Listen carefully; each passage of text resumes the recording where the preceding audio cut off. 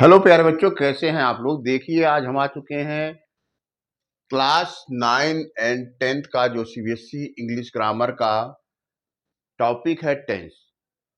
और इसके first part में, ये वीडियो का सेकंड पार्ट है।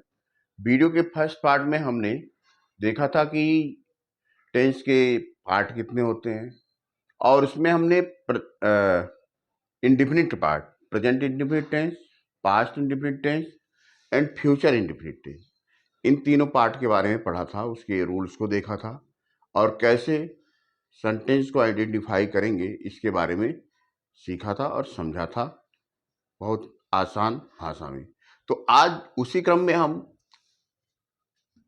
कॉन्टिन्यूअस टेंस के तीनों पार्ट लेके आए हैं, यानी present continuous tense, past continuous tense और फ्यूचर कॉन्टिन्यूअस टेंस। तो आज हम देखते हैं कि ये कॉन्टिन्यूअस टेंस को हम कैसे आइडेंटिफाई कर पाएंगे और कैसे रूल्स के द्वारा हम समझ पाएंगे कि ये कॉन्टिन्यूअस टेंस का ही सेंटेंस है।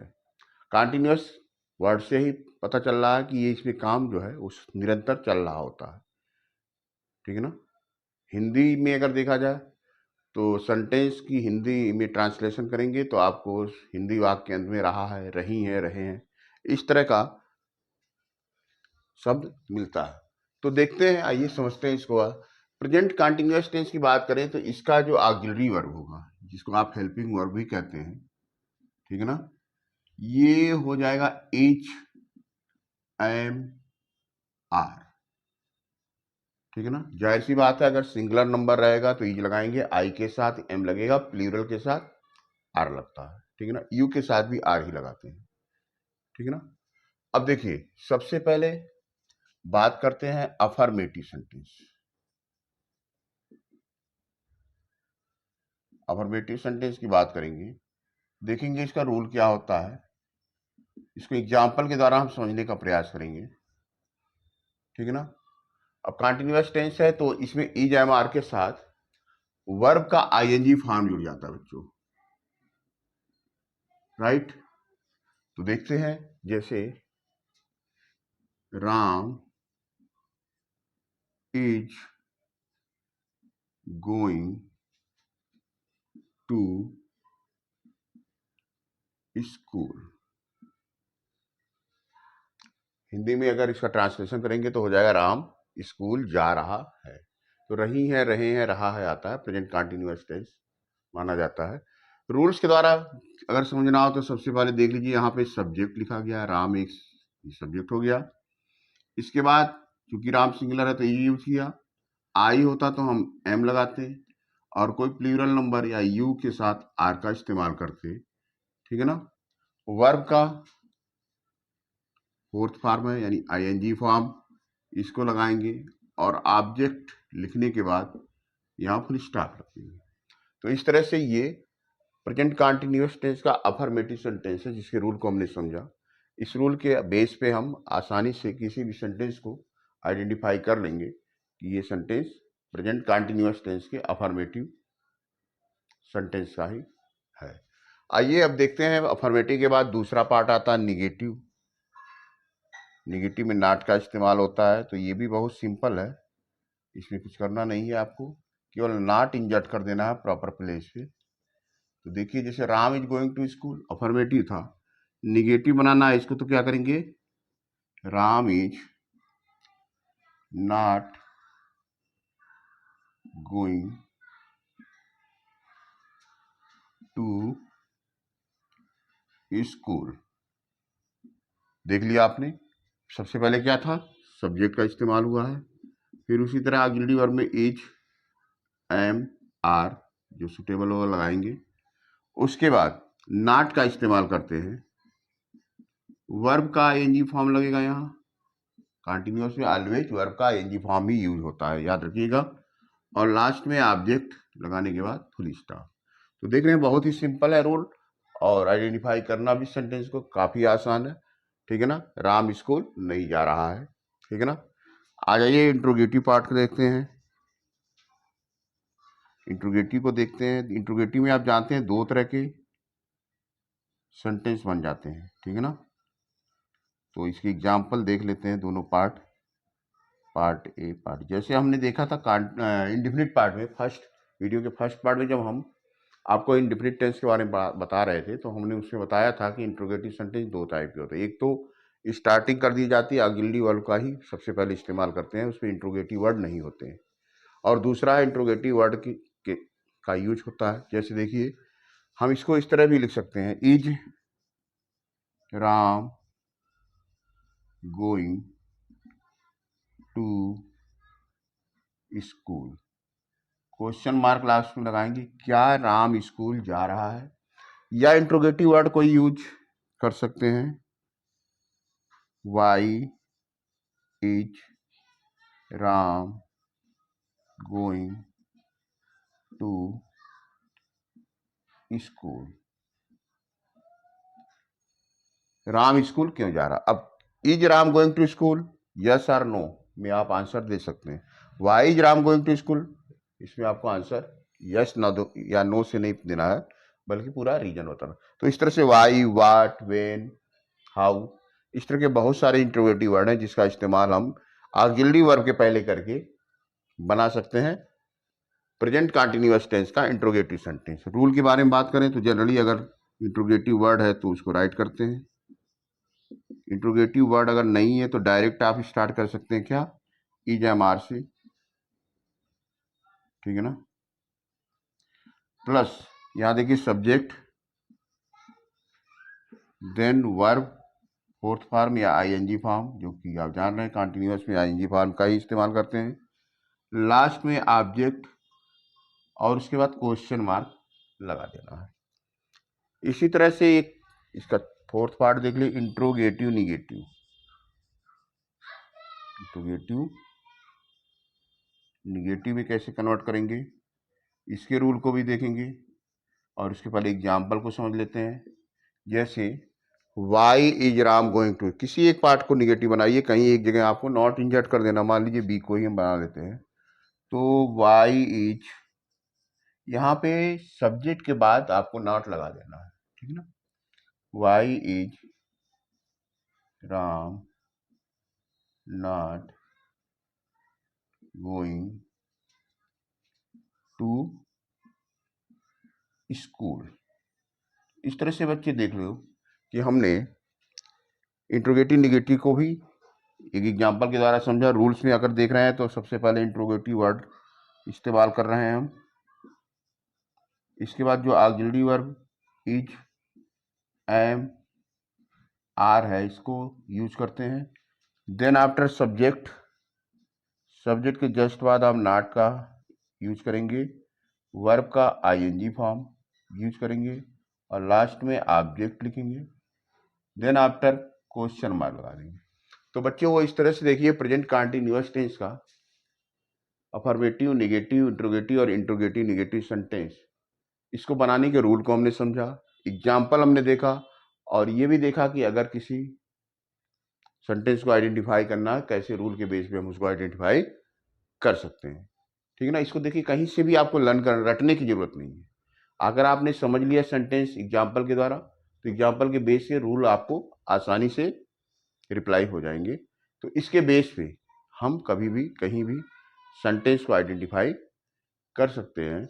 अब आते हैं प्रेजेंट कंटीन्यूअस टेंस, तो हमारा हो चुका है। अब आते हैं इसके आगे के पार्ट यानी पास्ट कंटीन्यूअस टेंस को देखते हैं, और उसमें देखते हैं कि क्या चेंजेस करने पड़ते हैं, क्योंकि सारा रूल लगभग यही होता है, केवल ऑक्सिलरी वर्ब आपका वो चेंज हो जाएगा, ठीक है ना। अगर आप पास्ट कंटीन्यूअस टेंस की बात करें तो पास्ट कंटीन्यूअस टेंस में इज एम आर की जगह क्या यूज होता है, वाज या वेयर का यूज करते हैं, ठीक है बच्चों। सिंगुलर है तो वाज, प्लूरल है तो वेयर का इस्तेमाल करेंगे, ठीक है ना। अब देखिए जहां जहां पे इज एम आर है उसको हम लोग रब कर देंगे, और इसमें देखिए जैसे यहाँ पे था Ram is going to school, Ram school जा रहा है, तो इज की जगह पे हम क्या कर देंगे, इज का पास्ट फॉर्म हो जाएगा was, Ram was going to school, Ram school जा रहा था। तो यहाँ रहा था, रही थी, रहे थे, इस तरह का जो है सेंस निकल के आता है, ठीक है ना। तो अब देखिए हमने क्या लिखा, सिंगुलर है तो वाज, प्लूरल है तो वेयर। तो ये राम जो है, राम के साथ तो वाज का इस्तेमाल करेंगे, तो इस तरह से सब्जेक्ट के बाद सिंगुलर होने पे वाज, प्लूरल नंबर होने पे वेयर का इस्तेमाल करने के बाद वर्ब का आईएनजी फॉर्म लगाएंगे और ऑब्जेक्ट लगाएंगे तो पास्ट कंटिन्यूअस टेंस का अफर्मेटिव हो जाएगा। यानी अगर आप प्रेजेंट कंटिन्यूअस टेंस के सारे रूल दिमाग में रखते हैं तो केवल ऑक्सिलरी वर्ब आपको चेंज करना है, बाकी कोई चेंजिंग आपको नहीं करनी है। जहां पे आपने इज एम आर का इस्तेमाल किया, इज एम आर को हटा के अगर पास्ट कंटिन्यूअस टेंस है तो वहां पे वाज या वेयर आवश्यकता अनुसार आप राइट कर सकते हैं। अब देखिए, Ram was not going to school, तो यानी सब्जेक्ट के बाद वाज या वेयर का यूज करेंगे, नॉट लगाएंगे और उसके बाद वर्ब का आईएनजी फॉर्म और ऑब्जेक्ट। इसी तरह इंट्रोगेटिव में भी दो तरह के सेंटेंस बन रहे हैं। या तो इसकी स्टार्टिंग आप डायरेक्ट हेल्पिंग वर्ब से यानी ऑक्सिलरी वर्ब से कर सकते हैं, या इंट्रोगेटिव वर्ड है तो उसके बाद ऑक्सिलरी वर्ब आएगा। तो रूल के अकॉर्डिंग इंट्रोगेटिव वर्ड के जस्ट बाद आपको वाज या वेयर इस्तेमाल करना है, then after subject, then after verb का आईएनजी फॉर्म और ऑब्जेक्ट अप्लाई कर देना है। ठीक इसी तरह मान लीजिए इसको हमको निगेटिव बनाना है तो जस्ट वाई के जस्ट बगल में हम वाज लिख देंगे, why was Ram not going to school. Interrogative word के बाद वाज, अगर प्लूरल है तो वेयर का इस्तेमाल करिए, सब्जेक्ट नॉट वर्ब का आईएनजी फॉर्म और ऑब्जेक्ट। ठीक है ना। इस तरह से बच्चों देखिए हमने पास्ट कंटिन्यूअस टेंस के भी सारे सेंटेंस को बनाना सीख लिया। और यहाँ पे एक बार याद रखिएगा, आई के साथ वाज और यू के साथ वेयर इसका इस्तेमाल करना है।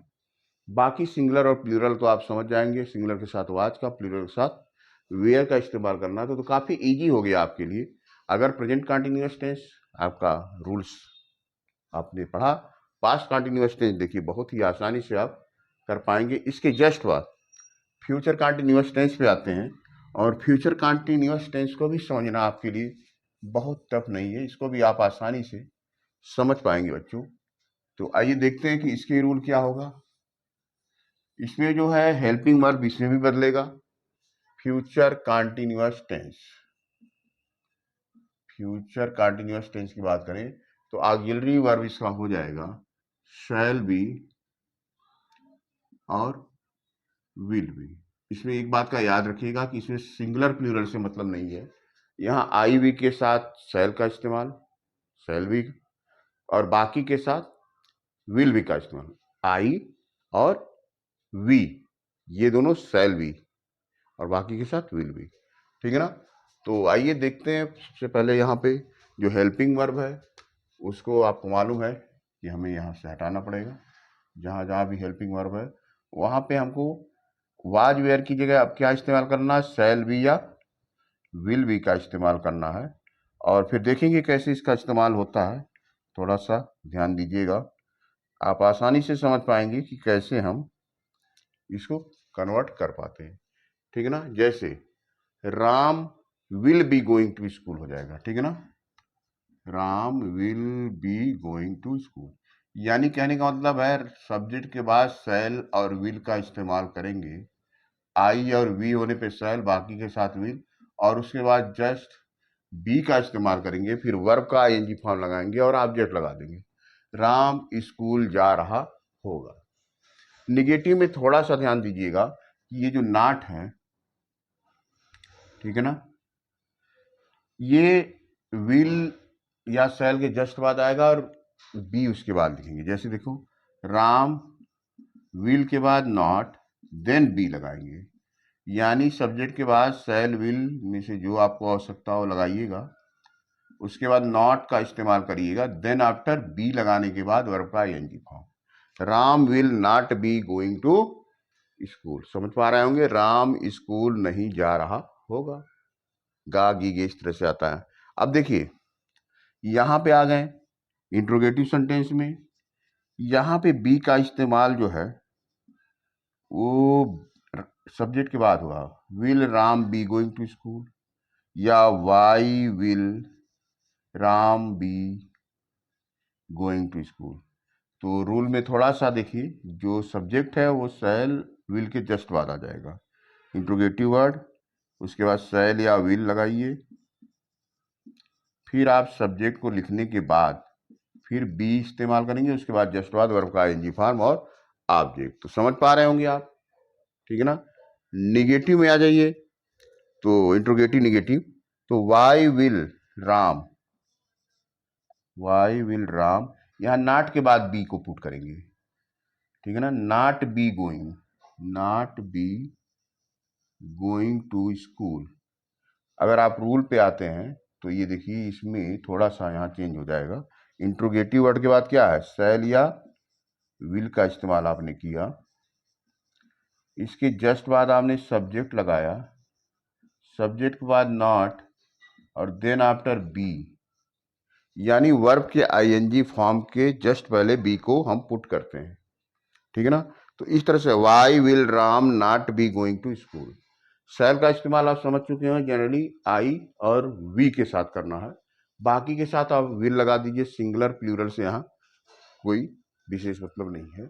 तो इस तरह से बच्चों देखिए हमने बहुत ही आसानी से सिंपल तरीके से कंपैरेटिव स्टडी करके ये समझ लिया कि फ्यूचर कंटीन्यूअस टेंस को भी हम कैसे आसानी से आइडेंटिफाई कर पाएंगे। तो आज बच्चों हमने देखिए present continuous tense, past continuous tense और फ्यूचर कंटीन्यूअस टेंस के सेंटेंस को पहचानना, उसको बनाना और उसके एग्जाम्पल्स को देखा। और इसके जस्ट बाद हम आएंगे परफेक्ट टेंस। तो वीडियो का पार्ट 3 देखना मत भूलिएगा, उसमें हम present perfect tense, past perfect tense और फ्यूचर परफेक्ट टेंस के सारे रूल्स को इसी तरह बहुत ही आसान तरीके से, बहुत ही शार्ट में और सिंपल तरीके से समझने की कोशिश करेंगे। उम्मीद है आप लोग को मेरा पढ़ाने का तरीका पसंद आ रहा होगा। तो आप लोग बस इतना करिए कि वीडियो को लाइक करिए, शेयर करिए, कमेंट करिए। ओके बच्चों, बाय।